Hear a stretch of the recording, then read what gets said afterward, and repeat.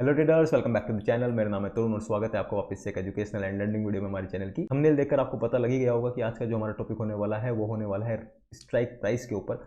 आज मैं आपको बताने वाला हूं कि कौन सा स्ट्राइक प्राइस आपके लिए बेस्ट है। आप ऑप्शन बायर हो, ऑप्शन स्कैल्पर हो, आप बिगिनर हो अभी या थोड़े से एडवांस्ड हो चुके हो, आपका एक्सपीरियंस है तो आपका कौन से स्ट्राइक प्राइस चूज करना चाहिए। आज मैं इन सब चीज़ों के बारे में आपको बताने वाला हूँ। एक्सपायरी के दिन कौन सा स्ट्राइक प्राइस चूज करना चाहिए, नॉर्मल डेज में कौन सा।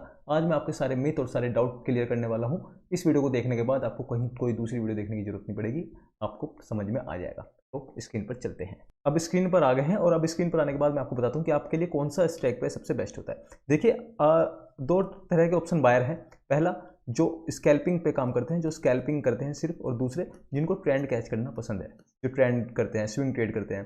तो स्कैल्पर अगर आप हो तो आपको भी पता है कि आपकी प्रोबेबिलिटी ज़्यादा है। आपका जो सेटअप है, कैसे भी आप बाय सेल करते हो, आपको 70% या 80% चांस है, विनिंग रेट आपका होना ही चाहिए, तभी आप स्कैल्पिंग कर सकते हो। तो स्कैल्पिंग में जो सबसे बेस्ट स्ट्राइक प्राइस होता है वो होता है एट द मनी, क्योंकि आपको फ्लो में निकलना होता है।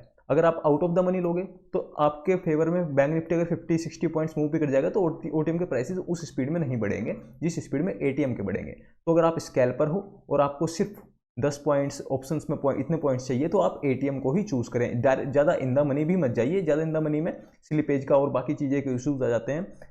स्कैल्पिंग के लिए बेस्ट एट द मनी है। एट द मनी में आप अगर करोगे और आपके फेवर में 50 पॉइंट 60 पॉइंट जाएंगे तो एट द मनी के स्पाइक्स आती हैं और बहुत ही तेजी से बढ़ता है। तो एज एन ऑप्शन स्कैल्पर आपको एटीएम में ही जाना चाहिए। पहला आपका डाउट क्लियर हो गया। नंबर सेकंड, अगर आपको पसंद है ट्रेंड कैच करना, आप ट्रेंड कैच करते हो, आपको minimum 300 points 400 points bank Nifty में चाहिए, या आप स्विंग्स पे ट्रेड करते हो कि यहाँ पे स्टॉप लॉस लगा के और आप ट्राई करते हो, तो आपको जाना चाहिए जो प्रीमियम की वैल्यू 100 रुपीज़ से 150 के आसपास होती है, या slightly out of the money आप जा सकते हो, क्योंकि आपके टारगेट्स बड़े हैं। आप 100 से 150 के पास जाओगे तो आपका रिस्क भी कंट्रोल में रहेगा यहाँ पे, ठीक है। और उसके बाद क्या होगा कि जब आपका ये एट द मनी आ जाएगा, अगर आप बाई चांस 100 पॉइंट्स ओटीएम है और जब आपका एट द मनी आएगा तो उसमें और स्पीड से बढ़ेंगे। अगर आप पहले ही एट द मनी लेके रखोगे, अगर आपके टारगेट्स बड़े हैं, तो एक टाइम के बाद स्लिपेज इशूज के कारण उसमें ग्रोथ नहीं होती है, क्योंकि बायर सेलर्स का स्लिपेज आ जाता है।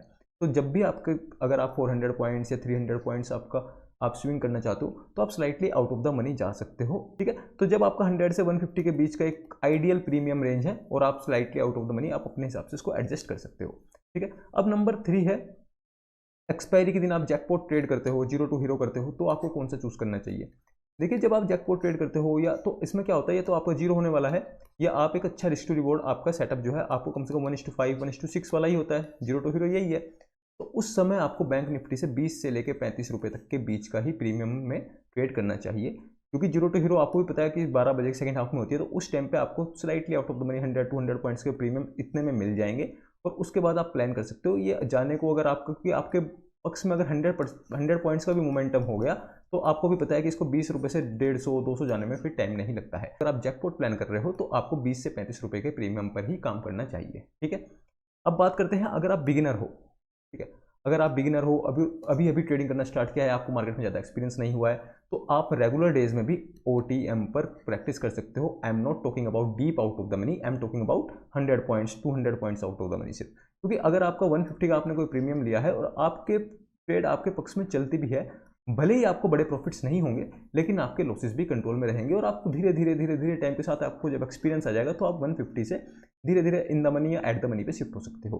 देखिए, प्रॉब्लम क्या होती है, बाई चांस अब मैं आप बिगिनर हो, आपके लिए दो एक प्रीमियम आपका 300 का इन द मनी है और slightly out of the money आपका 150 का है। देखिए, अगर आपने दोनों में सेम सिचुएशन हुई, दोनों में आपके पक्ष में मार्केट गई है, ठीक है, दोनों में आपके पक्ष में मार्केट गई है, तो 150 का भले ही आपको चलो 180 हो गया, आपको 30 पॉइंट्स मिले, और ये 300 वाला 350 हो गया, आपको 50 पॉइंट्स मिले, कोई बात नहीं, आपको भले ही आपके प्रॉफिट ज़्यादा मिलता, लेकिन आपका क्या है, अगर आपका अगेंस्ट चली गई ये ट्रेड, तो आपको पता है अगर आपका 50% ड्रॉ डाउन हो गया यहाँ से, तो ये 150 को आने में 300 वाले को टाइम नहीं लगेगा, लेकिन इस 150 को 75 आने में टाइम लगेगा, क्योंकि इसके लिए 50% का ब्रेकडाउन हो जाएगा। आप समझ रहे हो मेरी बात। 150 में आपके पास लूज करने के लिए 70-80 पॉइंट्स हैं, क्योंकि अगर थर्सडे नहीं है तो आपका जीरो वैसे भी नहीं होने वाला है, चाहे आपके खिलाफ मार्केट 1000 पॉइंट चले जाए। तो मेरे कहने का कुल मतलब ये है कि अगर आप बड़े इन द मनी में और आप एक्सपीरियंस नहीं हो और आपको कोई साइकोलॉजी इशू आ गया या कुछ भी हो, आप ट्रेड स्टॉप लॉस पे नहीं कट कर पाए, तो आपको यहाँ पे बड़े लॉसेस हो सकते हैं। जबकि अगर आप slightly out of the money 100-150 के बीच का कर रहे हो, आप बिगिनर हो, तो आपको यहाँ पे लॉसेस फिर भी कंट्रोल में रहेंगे। ठीक है। और अगर आप थोड़े से एडवांस्ड हो चुके हो, आपको पता है आपको मार्केट में 4-5 महीने हो गए हैं, 6 महीने हो गए हैं, आप बैंक निफ्टी रेगुलर ट्रेड करते हो, तो आप फिर एट द मनी में ट्रेड कर सकते हो। क्यों? क्योंकि अब आपको कंट्रोल करना आ गया है, इसका आपको पता लग गया है कि आपके खिलाफ अगर मार्केट 50 पॉइंट्स चलेगी तो आप एसएल पर निकालने के लिए रेडी रहते हो और आप निकाल दोगे। लेकिन जो बिगिनर होता है वो होप में बैठा रहता है, होप करता रहता है कि यार हो सकता है आए आए मेरे पक्ष में आए, फिर मैं निकले। और अगर 10 में से एक दिन उसके पक्ष में आ भी जाए तो बाकी के 9 दिन जो नहीं आते हैं उसको एक उम्मीद और मिल जाती है, ये आपको पता है। तो कुल मिला के अगर आप आप बिगिनर हो तो आप स्टार्टिंग में slightly out of the money पर ट्रेड कर सकते हो। Deep out of the money तो मैं मना कर रहा हूँ, हाँ मत करिएगा। और अगर आप एक्सपीरियंस हो चुके हो, आपको लॉसेस कंट्रोल करने आ गए हैं, आपको स्टॉप लॉसेस पर काटना आ गया है, साइकोलॉजी थोड़ी सी भी स्ट्रॉन्ग हो गई है, तो आप एट द मनी में ट्रेड कर सकते हो। ठीक है, तो हमने एक बार रिवाइज कर लेते हैं हमने क्या क्या सीखा।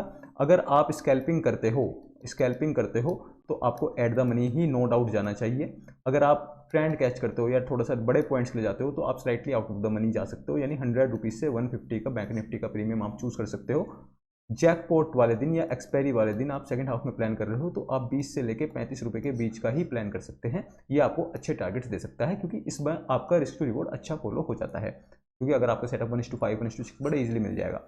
और अगर आप बिगिनर हो तो आप slightly out of the money से स्टार्टिंग कर सकते हो अपनी ट्रेडिंग जर्नी की। उसके बाद धीरे धीरे धीरे जब आपका एक्सपीरियंस हो जाएगा आप एट द मनी ट्रेड कर सकते हो। और आपको कोई टाइम हो गया है, आप थोड़े से एडवांस्ड हो गए हो, थोड़े से एक्सपीरियंस्ड हो गए हो, तो अब आप यहाँ से एडवांस्ड हो गए हो तो अब आप यहाँ पे एट द मनी में ट्रेड कर सकते हो, क्योंकि आपको अब स्टॉप लॉसेस पे कट करना और थोड़ी सी साइकोलॉजी आपकी स्ट्रॉन्ग हो गई है। आपको पता लग गया है कि मार्केट में बड़े लॉसेस हो सकते हैं अगर आप सही टाइम पे ट्रेड नहीं निकालें तो। आई होप आपको स्ट्राइक प्राइस से रिलेटेड सारे डाउट्स इस वीडियो में क्लियर हो गए हैं। फिर भी कुछ रह गया है तो आप कमेंट करके पूछ सकते हैं, मैं हैंड टू हैंड आपको रिप्लाई करने वाला हूँ।